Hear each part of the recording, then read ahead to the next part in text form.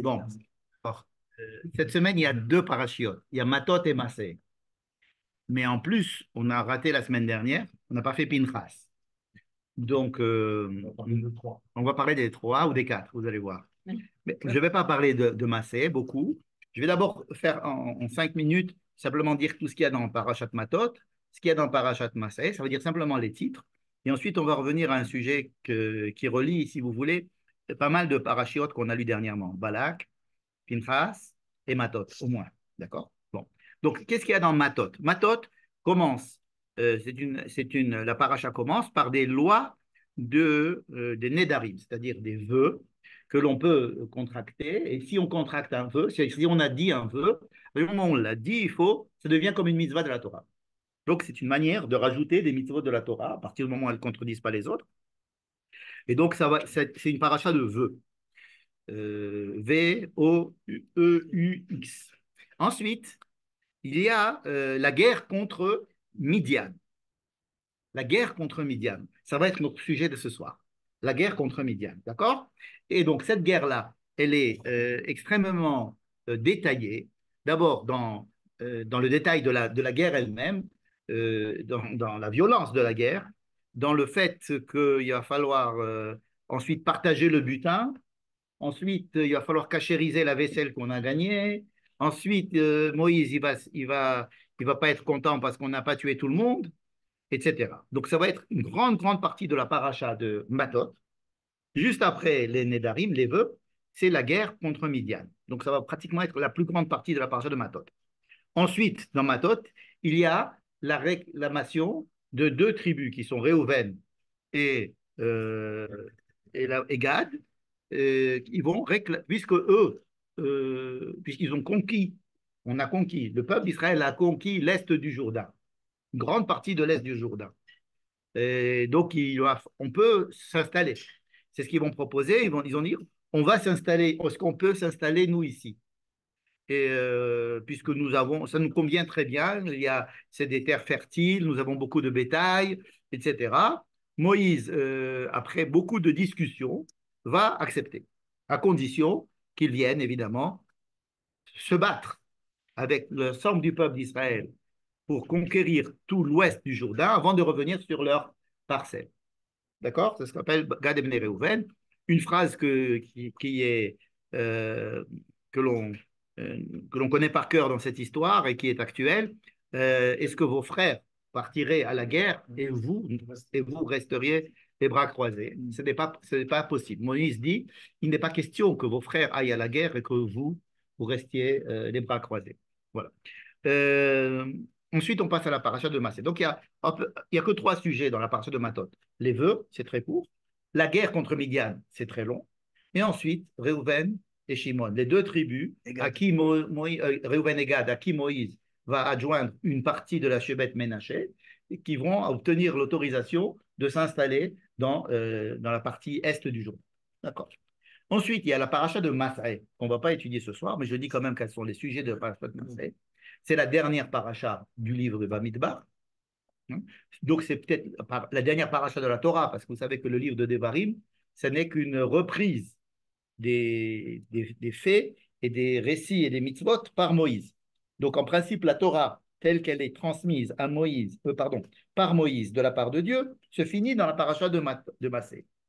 Ensuite, ce sera la Torah que Moïse a reçue, c'est-à-dire comment est-ce que lui, il interprète la Torah qu'il a reçue. Donc, ce sera le livre de Devarim. Donc, notre paracha, on est juste avant l'entrée en Israël. Donc, il est bon de faire un bilan de toutes les pérégrinations, toutes les étapes qu'ils ont passées depuis la sortie d'Égypte jusqu'à maintenant. Donc, ils sont partis de là, ils sont arrivés là, ils sont partis de là, ils sont arrivés là. Très intéressant à étudier parce que pas toutes les étapes ne sont décrites et, et d'autres ne sont pas décrites. Et on s'appesantit sur certaines et pas sur d'autres. Donc, c'est extrêmement intéressant d'étudier cette liste qu'on ne va pas faire ce soir. Deuxième sujet, c'est quelles sont les frontières de la terre de Canaan. De la terre de Canaan, pas de la terre d'Israël. Parce que la terre d'Israël, comme on vient de le voir, elle s'étend maintenant à l'est du Jourdain.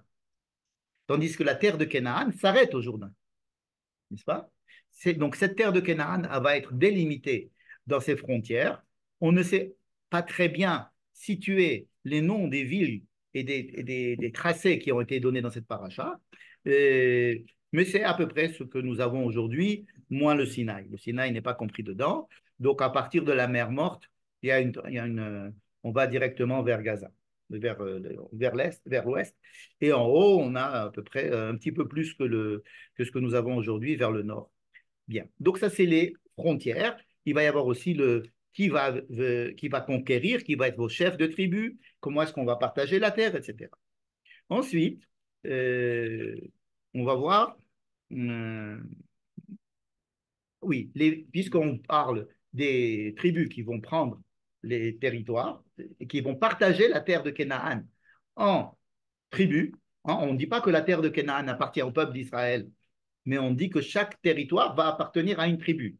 C'est très important de comprendre ça, parce qu'on aurait pu toujours penser que nous, ce qu'on veut, c'est l'unité. Donc, la meilleure moyen de faire l'unité du peuple, c'est de leur dire, allez-y, non, on maintient et on préserve scrupuleusement la partition du peuple en tribus, et la terre va être partagée aussi en parcelles avec les tribus.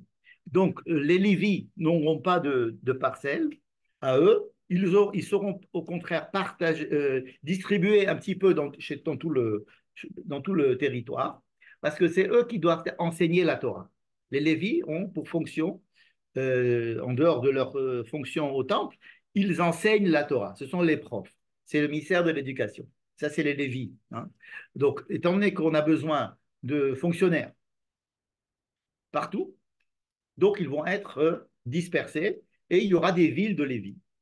Les villes de Lévis vont servir à la fois de centre d'éducation et centre de rééducation, si j'ose dire, puisque les gens qui ont fait des bêtises, par exemple, qui ont provoqué des meurtres par inadvertance, doivent aller faire un stage dans ces villes-là de refuge où ils devront réapprendre à faire plus attention la prochaine fois. C'est un petit peu ce qui se passe, si vous voulez, lorsque on a passé, on a perdu beaucoup de points au permis de conduire et qu'il faut repartir faire un, un stage comme ça d'une journée en général ou de 2 journées, je ne me rappelle plus, et on nous rappelle les règles voilà. Donc, il y a les villes de refuge. Il y aura toutes les villes de Lévis peuvent servir le livre de refuge, mais il y a spécifiquement des villes de refuge, 3 à l'est, 3 à l'ouest, et donc on parle de ces villes de refuge.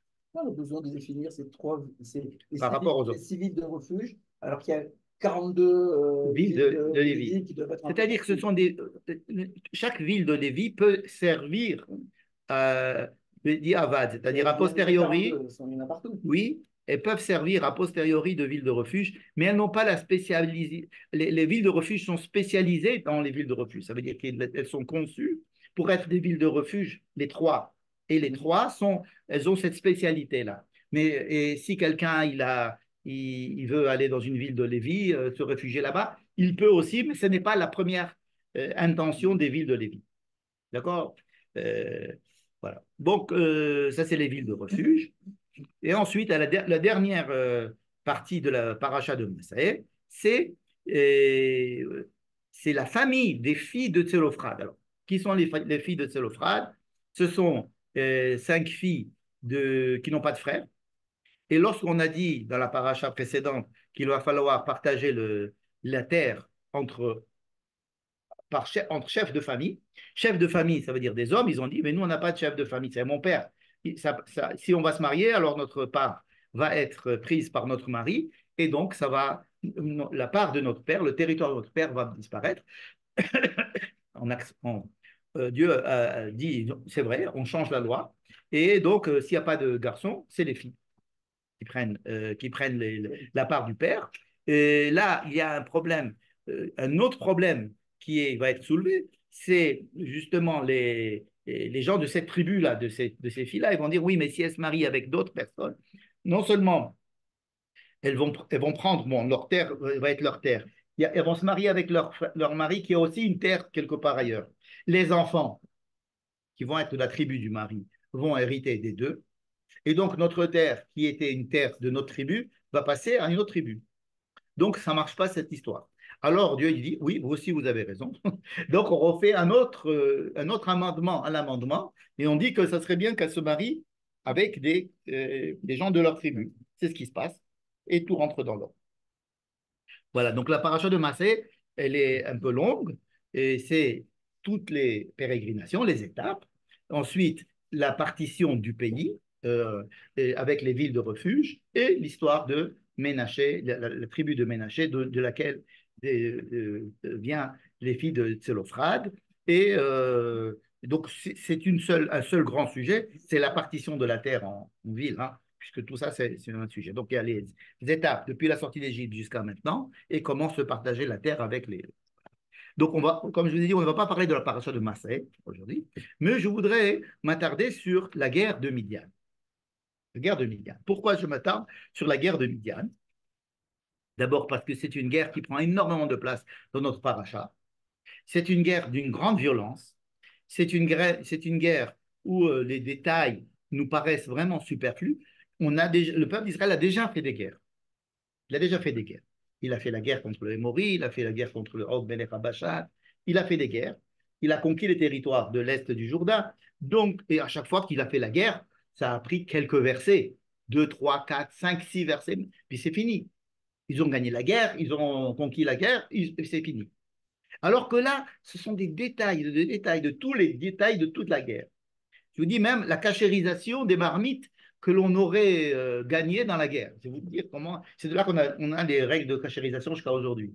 Comment est-ce qu'on fait pour cachériser tous ces ustensiles qui appartenaient donc à des goïms, pour lesquels ils faisaient peut-être cuire des choses qui n'étaient pas cachères, et comment est-ce qu'on peut les cachériser pour les utiliser? C'est dans notre paracha qu'on a pensé.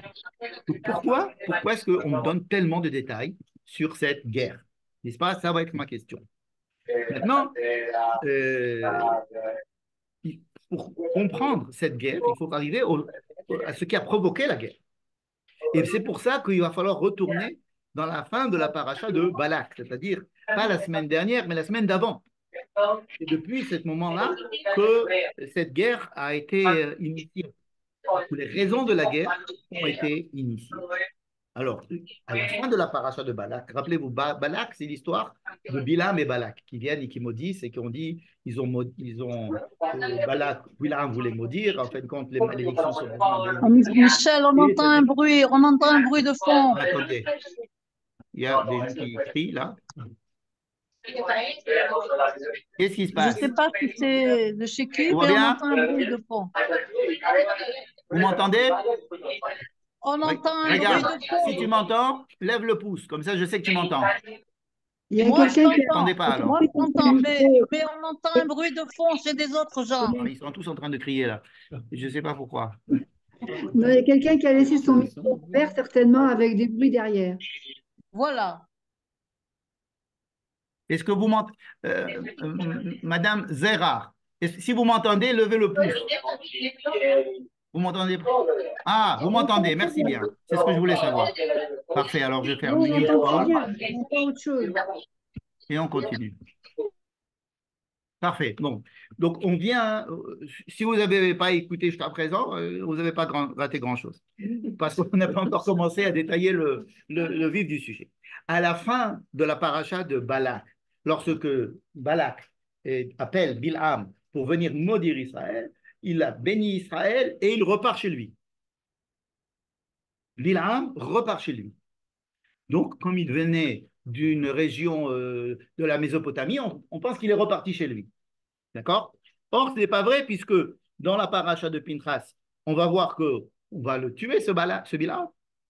Et dans la paracha de Matot, on va apprendre quelque chose qui n'était pas du tout dit au départ, c'est qu'en parallèle de la malédiction de Bilham qui se transformait en bénédiction, ça c'était les Moabites. Les Moabites, on va demander, donc Balak c'était le roi de Moab, il a dit, il y a le peuple d'Israël, je n'en veux pas, je veux le détruire, viens me le maudire. Il est venu, il n'a pas réussi à le maudire, il l'a béni, il est reparti. En parallèle, il y a les Midianites, des gens de Midian. Et là, ça commence l'histoire. Les gens de Midian, qui sont allés avec les gens de Moab dans la première fois, vont demander à Bilham, ou alors ils obtiennent de Bilham, il leur donne un conseil pour que le peuple d'Israël soit détruit. Donc les gens de Midian obtiennent un conseil de la part de Bilham. Quel est ce conseil? C'est essayer, envoyer vos filles pour séduire les Israélites dans leur campement, attirez-les et ensuite faites-les adorer vos idoles. Une fois qu'ils auront fait, ils seront allés avec vos filles et que vos filles les auront convaincus de faire de l'idolâtrie, un certain Péor, c'était une idole qui s'appelle Péor, à ce moment-là, Dieu ne va pas supporter et ils vont les détruire. Donc, c'est le conseil que Bilham donne aux Midianites. Ce conseil, il apparaît dans le Midrash ou dans le précédent? Non, il apparaît dans notre paracha de Matot. Ah bon, on le voit dans Dans notre paracha de Matot. Al Devar Bilham. Ça veut dire, on voit là ce qu'ont fait les filles de Midian parce que Bilham leur a conseillé cela. Mais tu as tout à fait raison de dire que cette histoire nous est racontée à l'envers. Ça veut dire que d'abord, on nous a pas dit que Bilham avait donné un conseil. D'accord? Donc, on avait dit, Bilham, c'est un gentil garçon, il est venu, au lieu de maudire, il a béni. Il est reparti. C'est écrit, il est reparti. Et juste après, qu'est-ce qu'on nous raconte à la fin de la paracha de Balak? Vayeshev Israël Bashitim, Vayachel Ha'am Liznot El Benot Moab. Alors, des fois, il écrit Benot Moab, et après, il y aura écrit Benot Midian. Ils se sont un petit peu. Ils étaient assez copines. Alors, le premier verset qui va nous parler de cette histoire, c'est un verset qui dit le peuple d'Israël est allé, comment on va dire, Liznot, se débaucher, merci, se débaucher avec les filles de Moab. Et après, on va voir aussi que c'est avec les filles de Binyan. Et ensuite, ils ont été idolâtres. Donc, ils ont été, ils se sont complètement adonnés à l'idolâtrie de Péor. Donc, on nous raconte cette histoire en nous disant, attendez, mais le peuple d'Israël, tu viens de dire qu'il était béni. Dieu, il était là, avec sa kippa de barzel, et il voit quelqu'un qui vient maudire, il dit, pas touche. Pas touche, ça veut dire qu'il a mis, avant que la malédiction n'arrive sur Israël, il la transforme en bénédiction, alors que ça n'a pas touché le peuple d'Israël. Donc, on s'est dit, c'est super, on a quelque chose qui nous protège. Donc, on est sain et sauf. N'est-ce pas? Mais juste après, on nous dit que non, le peuple d'Israël, ils sont tombés dans le premier piège qu'on leur a tendu et, on ne dit même pas que c'est un piège qu'on leur a tendu. On ne dit pas Moab a envoyé des filles chez Israël ou Midian a envoyé des filles chez Israël pour les séduire. On dit Israël est parti avec les filles de Moab. Parce que le texte veut bien nous faire comprendre que c'est la faute des Juifs. C'est la faute d'Israël. Israël, ils sont allés. Donc Dieu s'énerve et veut les détruire. Et il veut détruire le peuple. Ça veut dire... Les filles de Moab ou les filles de Midian? Les deux. Ah. C'est écrit ici les filles de Moab. Plus tard, il sera écrit les filles de Midian. C'est vrai que ça pose problème. Mais on va considérer que c'était des filles de Midian essentiellement. Parce que la guerre va se faire contre les Midian à cause des filles de Midian. Ici, le verset parle des filles de Moab. Parce que Moab, on ne touche pas. Moab, on ne touche pas, d'accord, mais les filles de Moab. Oui. En tous les cas, pourquoi est-ce que la Torah préfère nous raconter cette histoire comme ça? Elle nous dit, regardez, parce que s'il avait dit ce qu'on sait, après ils vont donner des informations en nous disant, voilà comment s'appelle l'homme et la femme qui ont fait ça devant Moïse, devant le Mishkan. Voici, ils vont tuer les 5 rois et ils vont tuer Bilham. Et sachez que c'est Bilham qui a donné cet homme. Et alors c'est les Midianites qui ont eu cette intention dès le départ grâce à Bilham. Et donc c'est un coup monté par les Midianites. Ça, c'est ce qu'on apprend au fur et à mesure des parachiotes qui avancent. Et pourquoi on ne nous le dit pas dès le début? Pourquoi on ne nous a pas dit dans la fin de Parashat Bilham, dans la fin de Parashat Balak, Bilham a donné un conseil aux filles de Midian. Les filles de Midian en ont profité pour envoyer leurs filles. Les filles de Moab sont allées. Et les pauvres Israël, qu'est-ce qu'ils vont faire face à cette beauté autochtone et des filles nouvelles, Toutes les blancs de nuit. hein, toutes les blondes les yeux bleus, etc. Donc, ils ne pouvaient pas faire autrement. Dans ce cas-là, on aurait dit, bon, ah ben, c'était à cause de Midian, à cause de Bilam, que ça s'est passé comme ça. Et non, elle ne raconte pas ça comme ça. Elle nous raconte comme s'il n'y avait pas de conseil que Bilam a donné. Il n'y avait pas d'intention malveillante de la part de Moab. Il n'y avait pas d'intention malveillante de la part de Midian. C'est les Israël qui ont fauté. Et alors, on va et Dieu il décide de les détruire. D'accord? Pour dire, ça c'est clair, pour dire, moi je vous protège de l'extérieur. Mais si vous ne faites pas le boulot de l'intérieur, ça veut dire si vous-même vous laissez aller, eh bien alors ça ne marchera pas. Parce que si on compte sur la protection de Dieu du début de la paracha de Balak, enfin, des malédictions qui sont transformées, alors on se dit, ben alors on peut faire ce qu'on veut.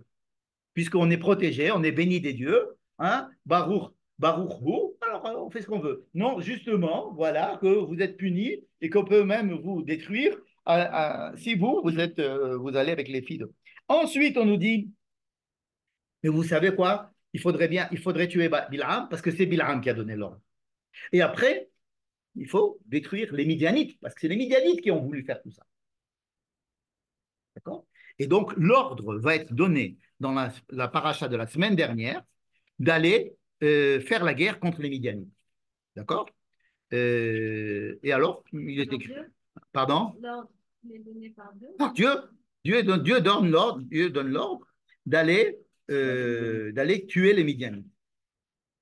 Je vous donner Moshe, c'est ça? ouais. Voilà. C'est le verset 16 du chapitre 25. Il y a une phrase qui dit comme ça. Vaïdaber Adonai el Moshe les morts. Dieu dit à Moïse, Saror est un Midianim, vehikitem otam. Va te battre contre, va punir les Midianim, vehikitem otam, et tu dois les abattre. Pourquoi? C'est nous qui sommes allés chez eux. Non, on nous raconte l'histoire à l'envers maintenant. Qui tsorerim hem lachem. C'est eux qui sont venus, ils avaient des intentions malveillantes en envoyant leurs filles, d'accord? Et pour tout ça, pour vous amener à être idolâtre de Péror, n'est-ce pas? Et donc, toi, Moïse, tu dois absolument aller leur faire la... Je t'ordonne d'aller faire la guerre aux Midianites. Voilà cette phrase-là. D'accord? Cette phrase-là, elle s'arrête au milieu. Et il y a 6 sujets énormes qui vont remplir la paracha de Pinchas et le début de la paracha de Matot, qui n'ont rien à voir avec la guerre contre les Midianites, qui n'ont rien à voir avec tout ce qu'on a vu. On se demande qu'est-ce qu'ils font là, ces 6 sujets.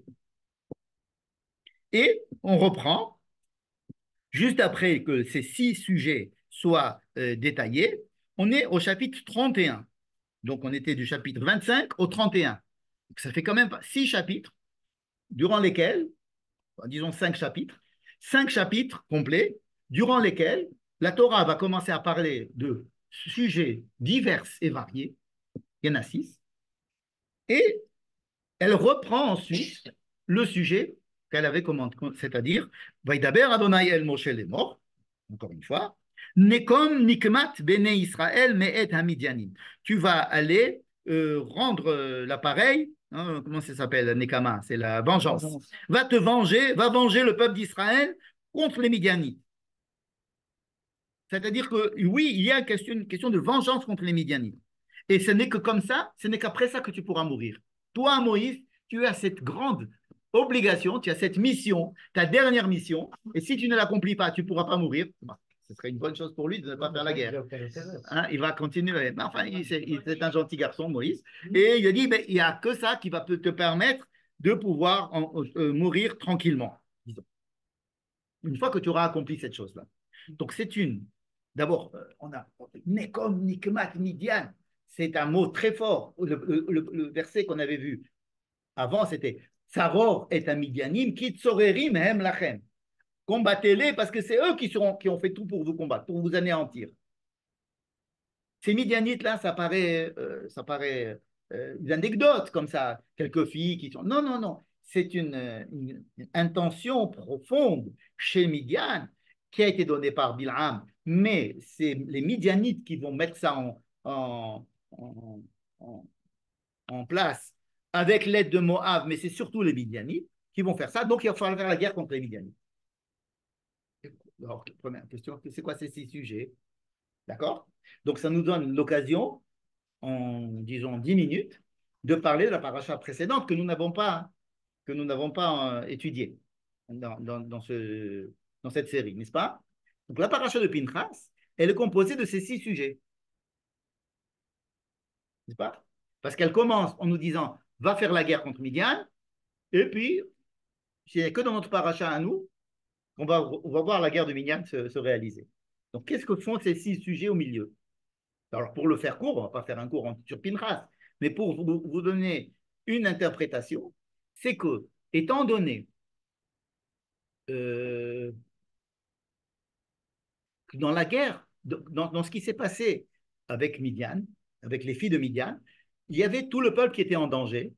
Dieu avait proposé une solution pour que ça s'arrange. Il avait dit à Moïse, tu prendras tous les chefs de tribu, tu les tueras face au ciel. Bon, ça n'a pas marché, ça n'a pas été fait. Et c'est Pinchas qui, avec une yosma, une initiative, merci, une initiative sans aucun ordre, sans que ça soit écrit dans aucun livre, il prend une initiative très dangereuse parce qu'il se met en danger de mort. Et avec le fait qu'il ait tué les fauteurs devant tout le monde, ça a arrêté la destruction du peuple. Il y a quand même eu 24 000 morts. Mais, donc, c'est une initiative privée d'un particulier, une initiative d'un particulier qui va venir arranger un problème général alors qu'une solution générale avait été proposée. OK? Eh bien, on va voir que les 6 sujets, on peut les partager en deux et deux, c'est-à-dire en 3 groupes de 2. Par exemple, il va y avoir la mort de Moïse.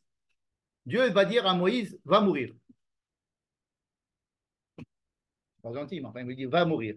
Mais on remarque qu'il ne lui dit pas, monte sur la montagne avec ton remplaçant. Pourquoi on pose la question? Parce qu'avec Aaron, ça s'est passé comme ça. Avec Aaron, il a dit, prends Aaron, prends son fils, Aaron va mourir, tu enlèves les habits d'Aaron, tu les mets sur son fils va le remplacer. Quand vous redescendez de la montagne, il y a, le roi est mort, vive le roi. C'est-à-dire tout de suite, il y a, on va le remplacer. Alors que pour Moïse, non. Il lui dit, va monter sur la montagne et tu vas mourir là-bas.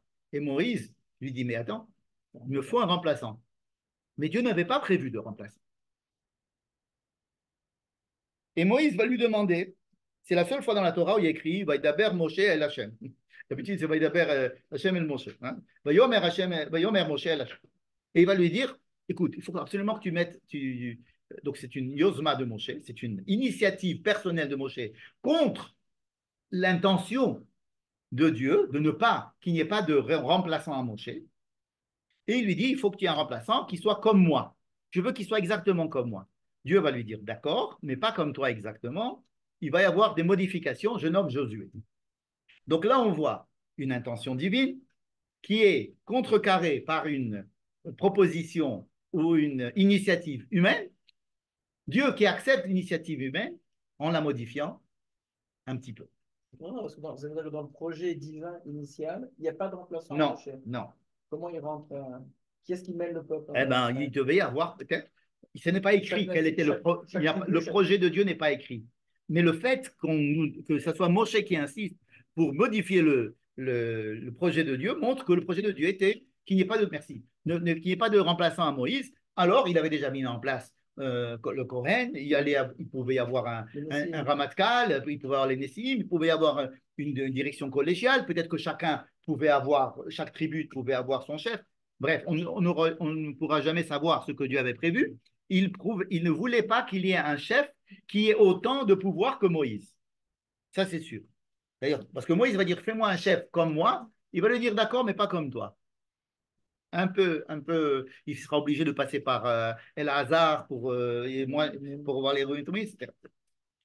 Un autre sujet, c'est Oui, les Benot Zelophrad. Oui, ça va être le décompte. Le premier, c'est un sujet qui est dans la phrase de Pinchas. On va compter toutes les tribus d'Israël. D'accord? Et on va dire, voilà, ça se partage en trucs, famille, papam, papam. Il y a le père de la famille, il y a le Bet A, il y a les tribus, etc. Regardez combien vous êtes, vous allez partager. Et donc, ça, c'est la loi générale. Juste après, ils arrivent les Benot Zelophrad, avec une initiative privée, ils vont réussir à changer la loi. Dieu va accepter le changement de la loi, mais il va la modifier, comme on va voir à la fin de Massé. Il va dire d'accord, mais à condition que vous vous mariez dans la même tribu pour ne pas que ça fasse des problèmes de la tribu. Et encore, enfin, il va y avoir les corbanotes, hein, les moussafim. Vous savez, à Rosh Chodesh, il faut apporter des sacrifices. À Shabbat, il faut apporter des sacrifices. Tous les jours, il y a des sacrifices. À Pessah, Shavuot, Sukkot, c'était la paracha de... Et juste après, dans notre paracha de Matot, attendez, mais même quelqu'un de tout simplement peut faire un sacrifice. Levad minidrechem venid votechem. Il y a écrit dans la fin de la paracha de Pinchas. En dehors des Nedavot et des Nedarim. Eh bien justement, on va dire qu'un homme peut ajouter une loi à la Torah. Il peut dire, je deviens végétarien. En disant je deviens végétarien, il est obligé de ne pas manger de viande. S'il mange de la viande, alors c'est comme s'il mangeait du cochon. Pour lui, c'est comme s'il se rajoutait une 614e commandement. Et alors, comment on fait pour délier ce commandement? On fait Atarat Nedarim, Kol Nidre Atipour ou Atarat Nedarim, n'est-ce pas? Donc, oui, on peut modifier la loi. Les corbanotes, ce n'est pas que les corbanotes qui sont dictés euh, par la loi universelle, mais il y a aussi quelqu'un qui peut dire, moi j'amène un corban parce que j'ai envie d'amener un corban. Neder. D'accord? On voit dans ces 6 sujets qu'il est quelque chose qui est assez récurrent et qui peut expliquer la présence de ces 6 sujets, à savoir la tension qu'il y a entre l'intérêt général et le respect de l'initiative particulière tant qu'elle est dans le bien général. Dans ces 3 sujets. D'accord? On a vu les Benot Zelophrad, on a vu Moshe et on a vu les Nedarim qui viennent compléter ou bien en apposition d'une loi générale à ce sujet. D'accord? Or, c'est exactement le sujet qui va intéresser le peuple d'Israël à partir de son entrée en Israël. Pourquoi? Parce que ils vont passer d'un peuple qui est entièrement dirigé par Dieu à une situation où, au contraire, on va leur demander de l'initiative. De l'initiative. N'est-ce pas? Et cette initiative, ça va être une initiative qu'il va falloir canaliser. OK? D'où vient l'initiative? Ça vient de l'inventivité, de la volonté, d'une pulsion de se montrer, de se dire qu'on compte, qu'on n'est pas comme les autres, qu'on a envie, etc. N'est-ce pas? Cette pulsion. Eh bien, l'expression de ces pulsions-là, c'est exactement le sujet dans lequel on s'est interrompu, à savoir la guerre de Midian. Qu'est-ce que c'est que la guerre de Midian?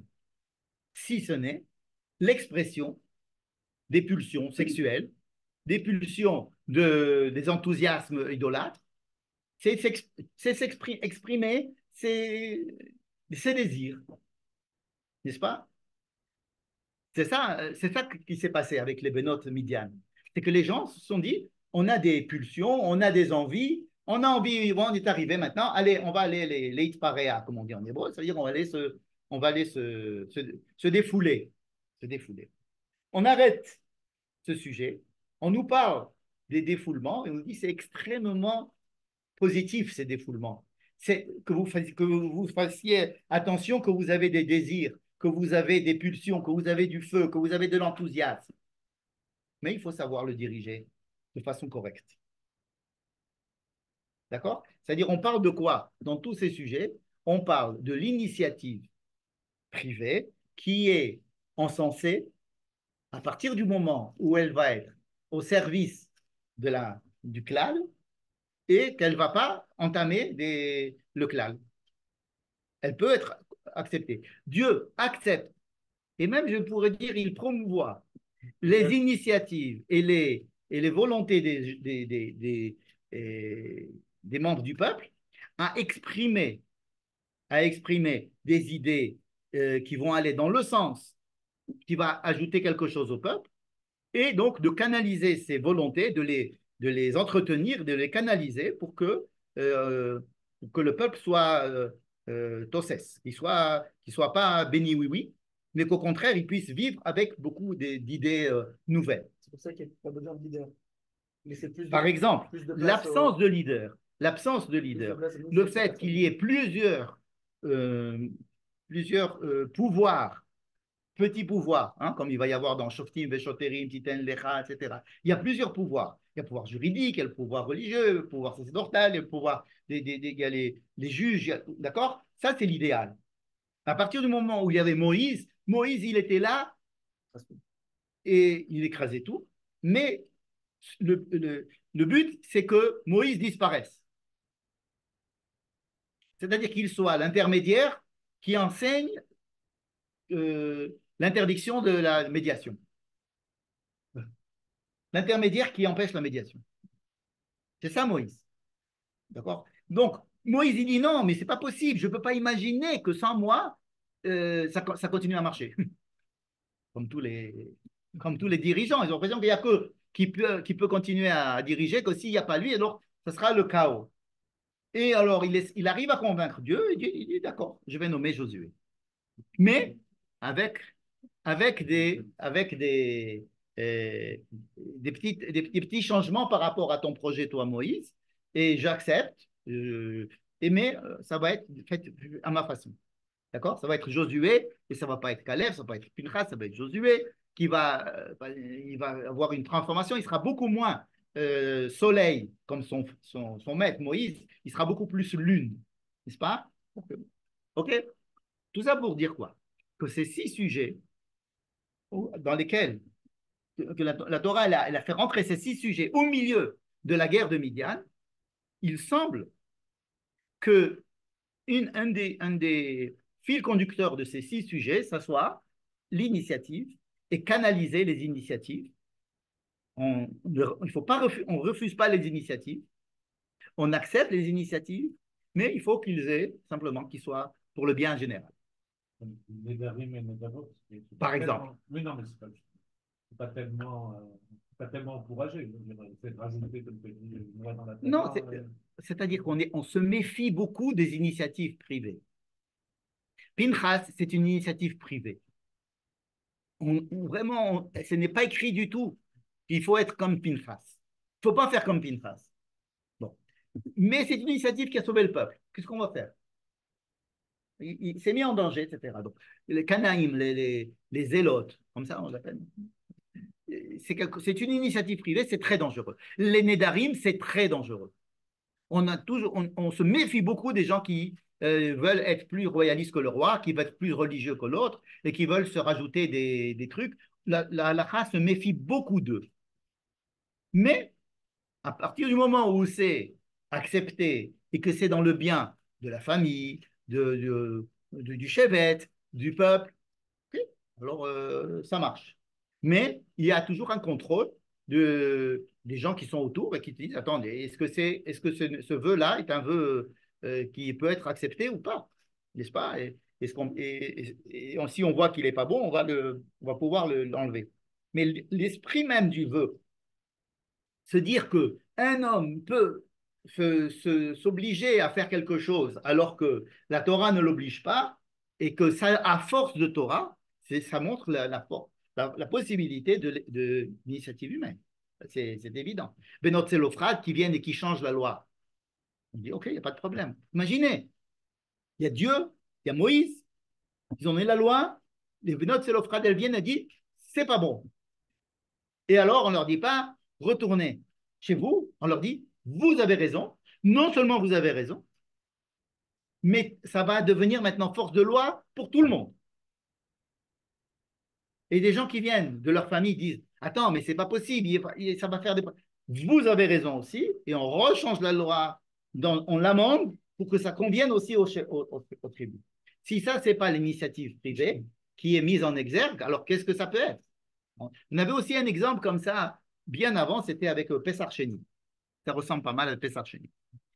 Donc, tout ça, c'est pour. Je propose que. Pourquoi est-ce que c'est. Si on accepte cette idée-là, que tous ces 6 sujets, j'ai écrit un article, pourquoi 6 sujets? Pourquoi pas un seul? Un seul aurait suffi. Pourquoi dans tous ces. J'ai écrit un article pour expliquer ça, on ne va pas rentrer dans les détails, parce qu'il s'agit de la semaine dernière. Mais que tous ces sujets-là, si on accepte l'idée que c'est comment est-ce qu'une initiative individuelle peut être prise en compte, et même une initiative bénie, si on peut dire, une initiative qui est souhaitable à partir du moment où elle est bienvenue et elle est acceptée et elle va dans le sens du bien public, du bien général.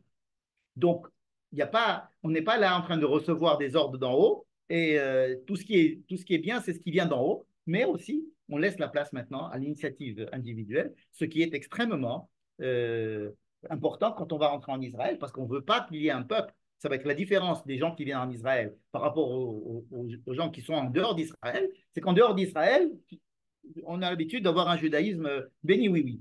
En Israël, il y a au contraire ce qu'on avait appelé la chutzpah à un moment donné, c'est-à-dire l'initiative privée. Alors l'initiative privée, ce n'est pas toujours bien.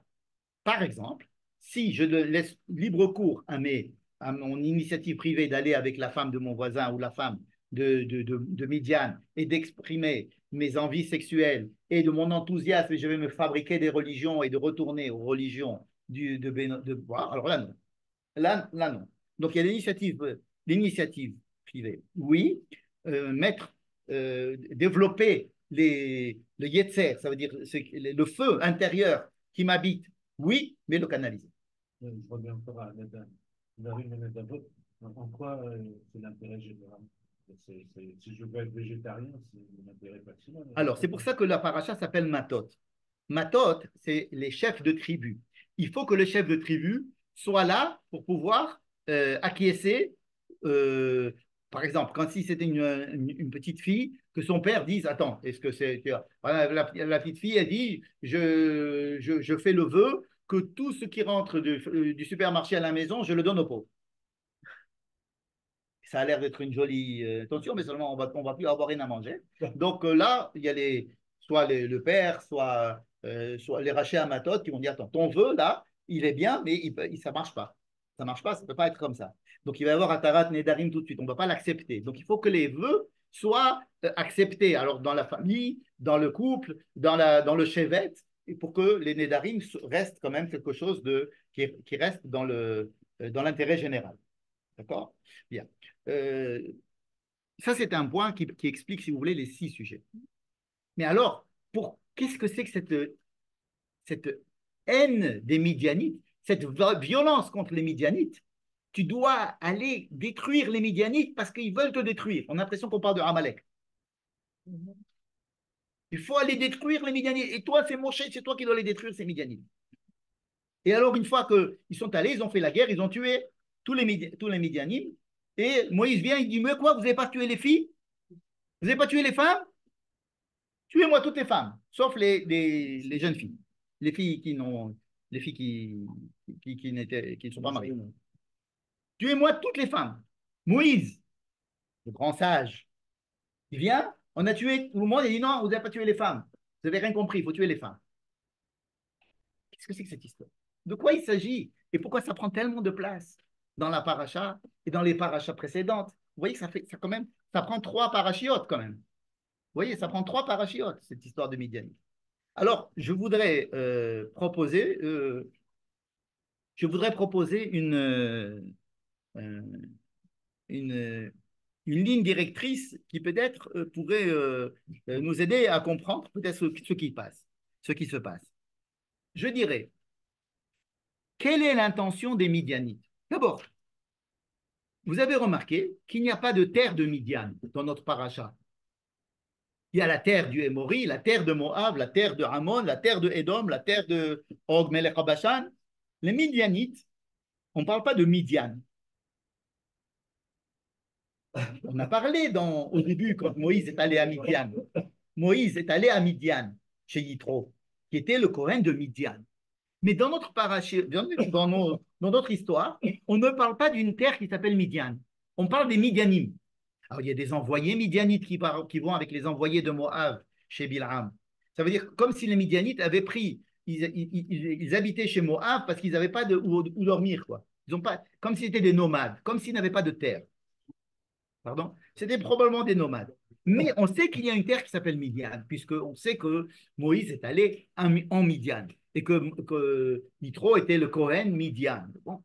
Mais la Torah ne veut pas qu'on comprenne cette guerre contre Midian comme une guerre de conquête. Toutes les guerres que nous avons vues jusqu'à présent, c'était des guerres de territoire. N'est-ce pas? C'était des guerres je dois passer, tu ne me laisses pas passer, je te fais la guerre, je te prends ton territoire, je peux passer, c'est à moi. N'est-ce pas? Exactement.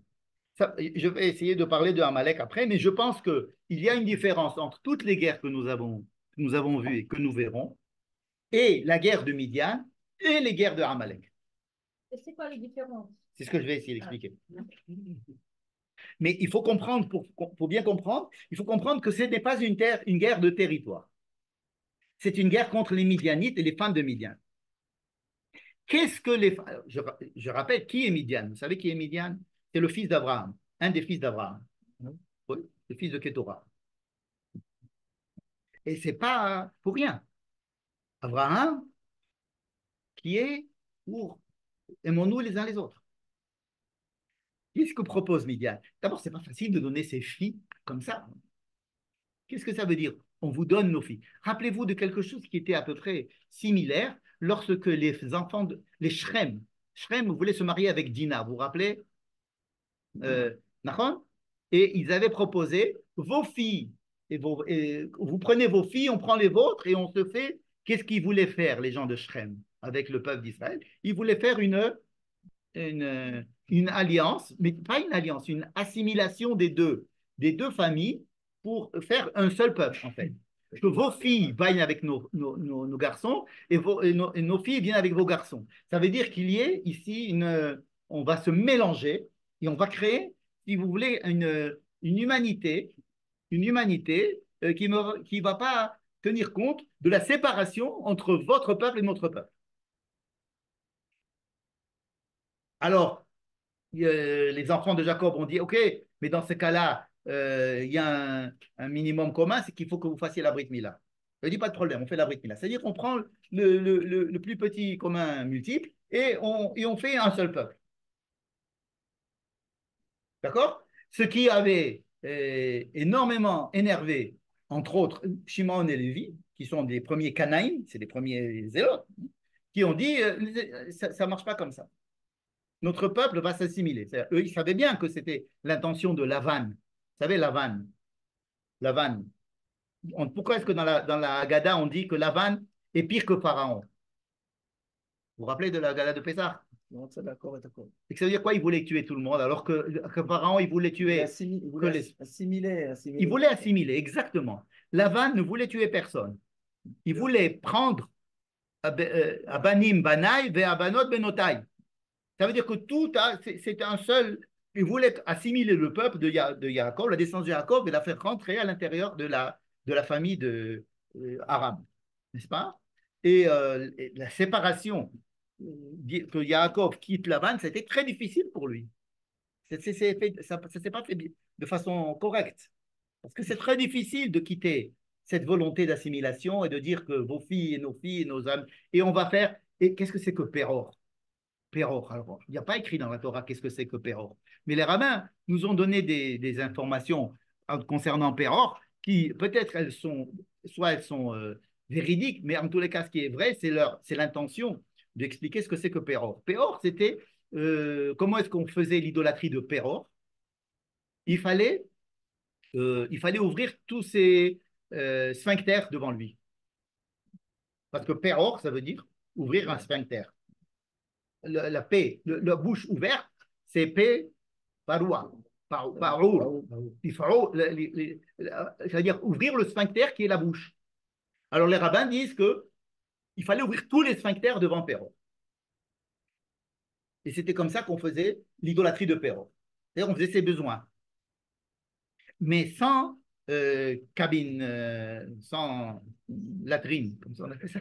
C'est-à-dire au vu et au su. Ça veut dire si on essaie de mettre Péor avec le fait de vouloir donner nos filles, et venez, alors ça veut dire qu'on veut donner libre cours à nos. Arrêtez d'avoir des barrières, arrêtez d'avoir de la pudeur, arrêtez d'avoir des. De fermer vos sphincters.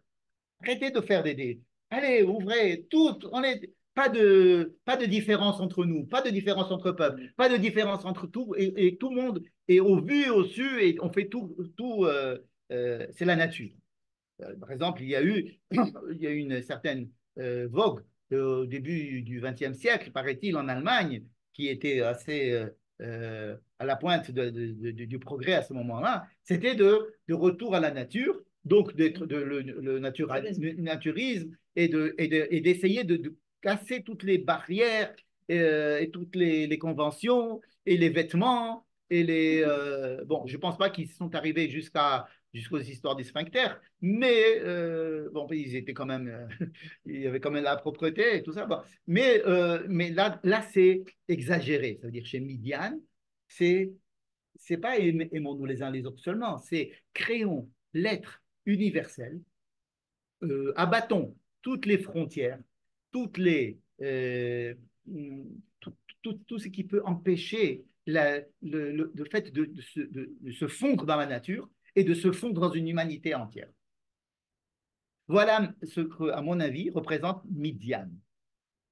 Ce n'est pas une petite chose. Ce n'est pas un petit peuple comme ça, c'est une culture, c'est une conception de la vie qui est extrêmement puissante. À l'époque de Yitro, en fait, Ouais. il n'y a pas du tout Cette impression-là. cette vision. Lorsque, juste avant de recevoir la Torah, Moïse renvoie Yitro, c'est très étonnant. Juste avant qu'il y ait les 10 commandements, Moïse renvoie Yitro chez lui. Il y a quelque chose qui le génère. Alors que dans Béa Alotra, lorsque Moïse va avoir Chovav, fils de Réouel, on ne sait pas qui des deux est Yitro, il va leur dire, viens, tu vas nous servir, une fois que les lois ont été données, alors Yitro peut servir, ou la famille de Yitro peut servir. Mais il y a une volonté de séparation avec Yitro juste avant de donner la loi, parce que la loi, c'est quelque chose qui va faire des séparations, qui va faire des barrières, qui va donner le principe même de la loi. Le principe de la loi, c'est de ne pas laisser cours à tous ces envies. Alors ici, on ne parle plus de Yitro, on parle que des Midianites. Bon, il faut se rappeler que c'est effectivement Yitro.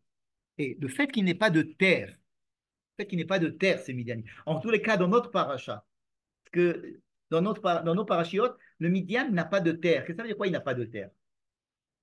Ça veut dire on n'a pas besoin de terre. Nous sommes des citoyens du monde. Citoyens du monde. On est là. Alors, pour Bil'am, c'est une manière d'avaler ce peuple d'Israël. Comment on peut l'avaler? Parce qu'il y a chez le peuple d'Israël, comme ça, des idées très profondes de justice, d'égalité, ils sont quand même des enfants d'Abraham, d'humanisme, n'est-ce pas? Mais lorsque ces valeurs d'humanisme sont exacerbées par rapport à d'autres valeurs qu'il y a en Israël, alors il y a une tentation d'aller chez Midian qui est très très grande. Je ne pense pas que c'est simplement le désir sexuel, bassement matériel qui s'imite. Parce que c'est pas la peine d'en faire une paracha, quoi. D'accord? On sait bien. Il faut pas, ne va pas avec la femme d'un autre, ok, ne va pas faire d'idolâtrie, ça va. Ça, il question ici, pas de territoire, mais de culture. C'est une histoire de culture. Avec Amalek, c'est encore autre chose. Amalek, il est contre le fait qu'Israël existe, c'est tout. Il ne veut pas l'assimiler, il ne veut pas l'englober, il ne veut pas le dissoudre. Il veut le tuer. Amalek vient, c'est l'idée de tuer Israël. C'est ça l'idée de Amalek, c'est comme un anticorps. C'est un anti-Israël. Amalek, c'est un anti-Israël. Antisémite, voilà. Tandis que Midian, c'est la proposition de dissoudre l'identité d'Israël et d'en faire une identité universelle. Et quand la Torah nous dit que Midian, c'est un enfant d'Abraham, c'est à mon avis pour cela, qui nous donne la liste des enfants d'Abraham de Ketura, et que parmi ces enfants-là, il y a Midian, et ce n'est pas pour rien. Ça veut dire que l'idée première d'Abraham, rappelez-vous, qui a été très difficile de contredire par Sarah. Sarah a passé sa vie à essayer de le contredire sur ce point-là. Mais l'idée d'Abraham, c'est d'avoir une humanité où la parole de Dieu, un monothéisme général, où tout le monde est égal vis-à-vis de Dieu. Il n'y a pas de Venivrechu Becha Kol Mishpechot Adama. Avram, un père de tout le monde, Avramon Goyim. Donc la vision d'Abraham, c'est de faire une humanité de chesed, de charité, et de bonté et d'amour, et que tout le monde soit pareil, n'est-ce pas? Et Sarah, ça va être, elle va combattre toute sa vie. Mais dès qu'elle meurt, lui, au l'air les pareya avec Madame Ketora, et donc il se fait comme Midian. Et donc Midian, à mon avis, le problème ici, avant de rentrer en Israël, c'est quoi? C'est que vous allez rentrer dans une terre avec des frontières, avec, grâce à Dieu, des peuples qui vont vouloir vous anéantir, etc. Mais sachez qu'il y a encore une autre menace qui n'est pas territoriale, qui est culturelle, c'est-à-dire celle qui va vous dire soyez humaniste à l'extrême, dans le sens où vous allez qu'il n'y ait plus de frontières, qu'il n'y ait plus de race, il n'y a plus de peuple, il n'y a plus de frontières culturelles. Soyons des habitants du monde, citoyens du monde. Aujourd'hui, ça revient, cette idée, en force, c'est pour ça que j'insiste. Parce qu'il me semble que c'est un des dangers qui est toujours présent, qui peut toujours être présent. Quand on est en dehors d'Israël et qu'on est un peuple qui est attaqué, donc on est obligé d'être juif. On est obligé d'aller à la synagogue pour se démarquer, pour se protéger, pour se mettre en sorte. Bon, alors une fois qu'on est en Israël, on dit, bon, on n'a plus besoin maintenant, on est israélien, on n'a plus besoin d'être juif. D'accord? Donc l'idée qu'il n'y aura plus de frontières identitaires, de plus de frontières de pensée, de religion,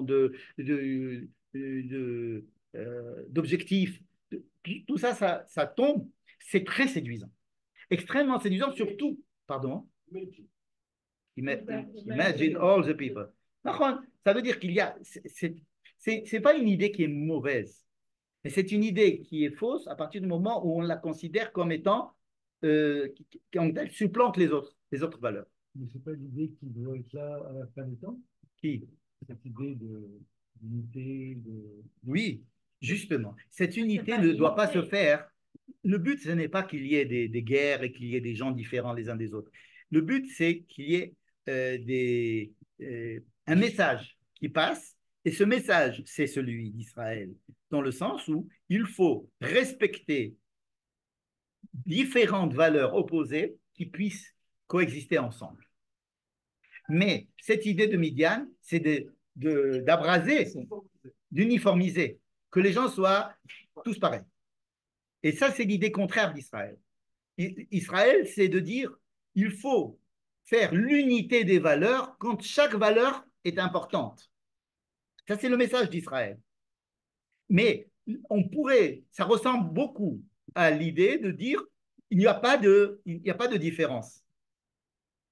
Donc, il y a ici quelque chose d'extrêmement subtil entre cette volonté, cette proposition de Midian. Et c'est pour ça qu'Israël vient tout de suite l'accepter et tombe tout de suite dans le panneau. Et qu'il faut absolument, Nekom et Nikmat Midian, c'est presque plus violent qu'envers Amalek. Amalek, il y a 2-3 phrases contre Amalek. Timchet, Zecher Amalek, Lotishkar, etc. Mais là, la guerre, et de détruire et de savoir combien on a gagné. Alors, il y a des choses qui sont dans cette idée qui sont bonnes. Il faut les cachériser. C'est exactement ça. Il faut se cachériser. Parce qu'ils vont prendre les femmes de Midian, mais simplement celles qui n'ont pas été avec des hommes. Ça veut dire, alors, mais c'est des Midianites. Non. La bâtisse est bonne. La bâtisse est très bonne même. C'est une super idée. Cette idée d'humanisme, d'aimer, etc.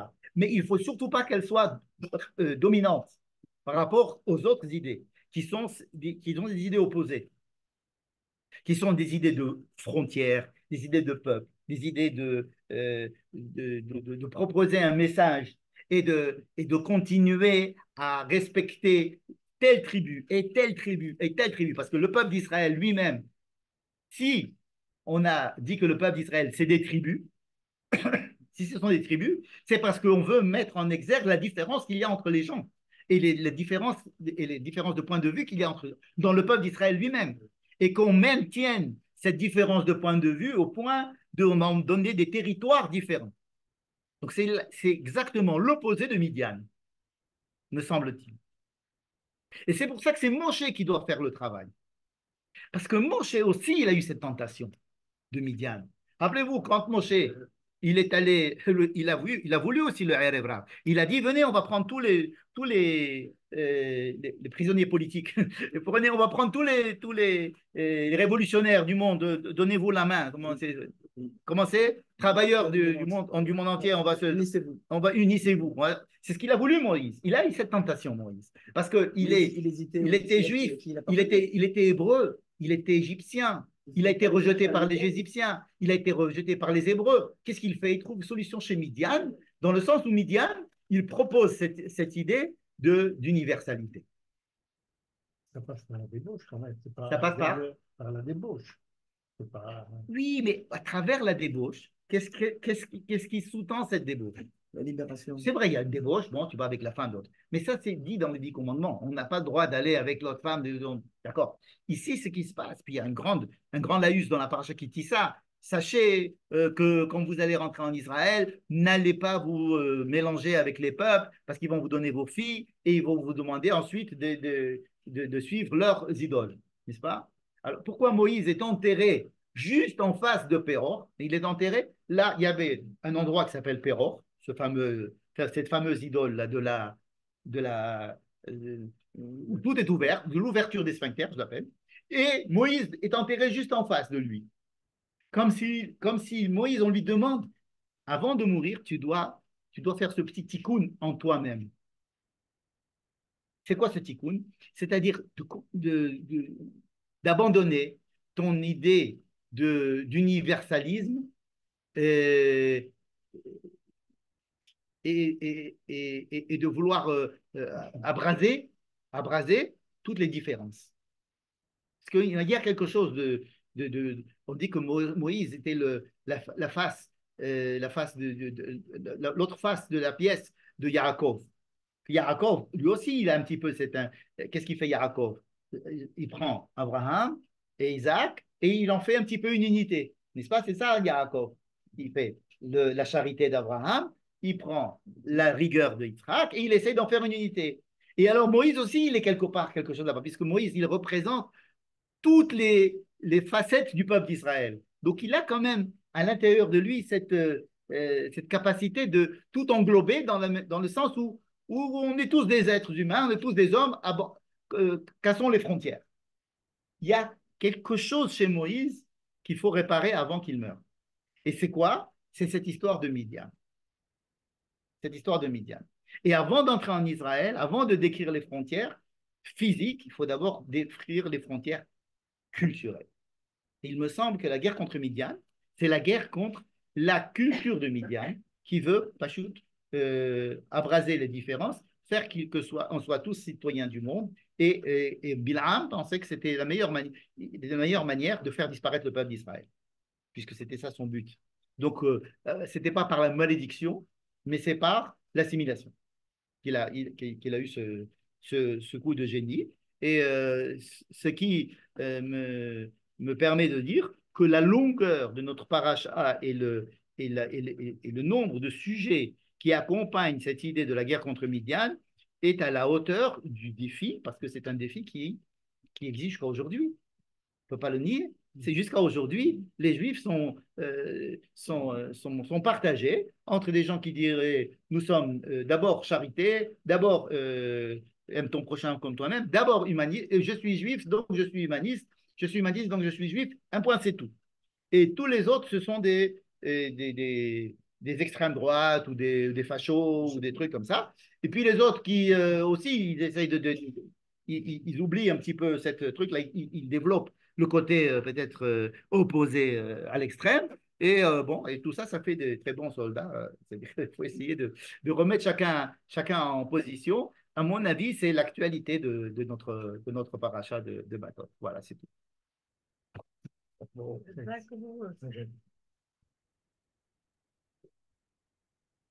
Voilà. Merci bien pour ceux qui ont écouté et merci aussi ceux qui ne sont pas écoutés.